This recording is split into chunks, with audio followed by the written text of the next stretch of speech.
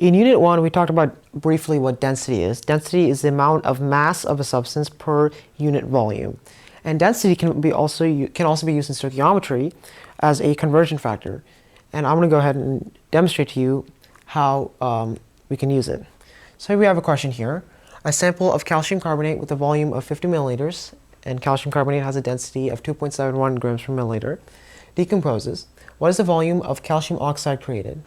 And calcium oxide's density is 3.35 grams per milliliter. Okay.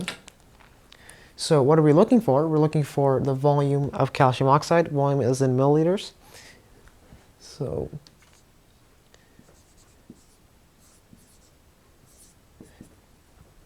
all right. And what we're given is that there's 50 milliliters of calcium carbonate to start off with. Okay.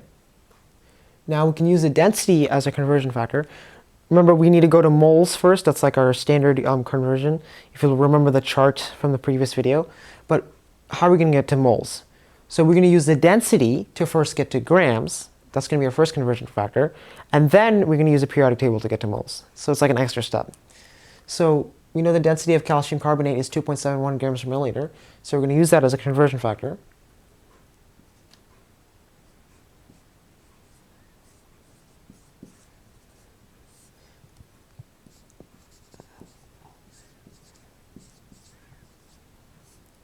All right, and now that we're at grams, right, because this is going to cancel with this, and we're at grams. Now that we're at grams, we can use the periodic table to convert grams to moles.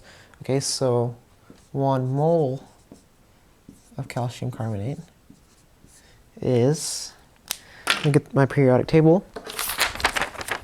The molar mass of calcium is 40.08.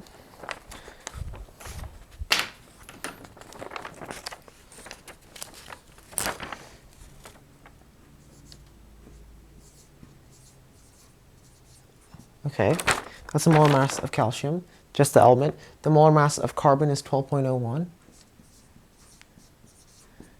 Okay, and the molar mass of oxygen is 16. There's 3 oxygens, so we're going to have to multiply that by 3. We add this up,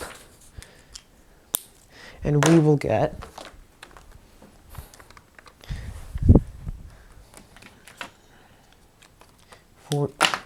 40.08 plus 12.01 plus 16 times 3, and we're going to get 100.09 grams. So the molar mass of calcium carbonate is 100.09 grams per mole. Okay, so we're going to put that as the bottom here.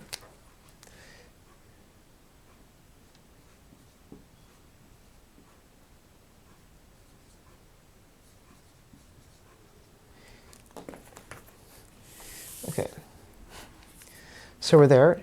So now we're at moles, right? Now we can use our chemical equation to for the mole ratio. So for every 1 mole of calcium carbonate, we have 1 mole of calcium oxide. So you're going to use that here.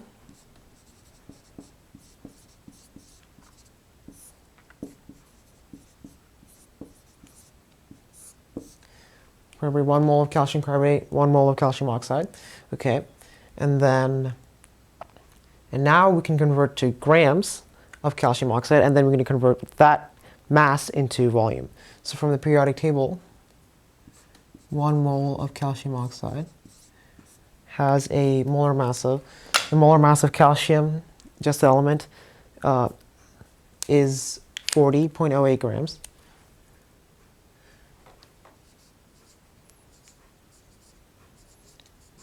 The molar mass of oxygen is 16 grams.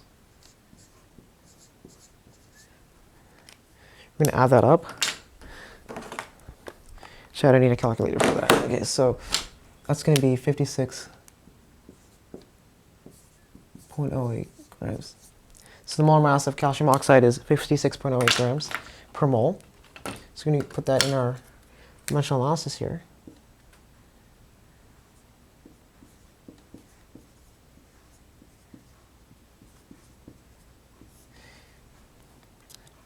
Okay. And then finally, from here, I'm going to go ahead and just do this at the bottom.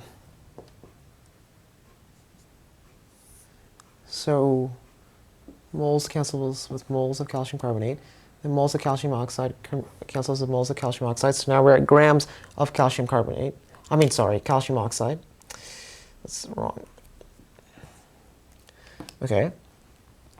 And then finally, we can use the density of calcium oxide to get our answer. So from here, we know that for every 3.35 grams of calcium oxide, we have 1 milliliter of calcium oxide.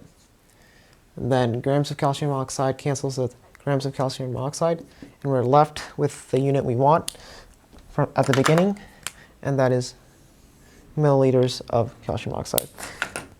So multiply top, multiply bottom, and our answer should be, let me quickly do this, 2.71 times 56.08 divided by 100.09 times 3.35. Okay. And the answer should be 23 milliliters of calcium oxide created. Because this number has, well, I must say it has 2 significant digits because of the decimal point, but this number has 2 significant digits. So our answer should have 2 significant digits. So density in stoichiometry, just another step in our dimensional analysis, but still, it's pretty simple.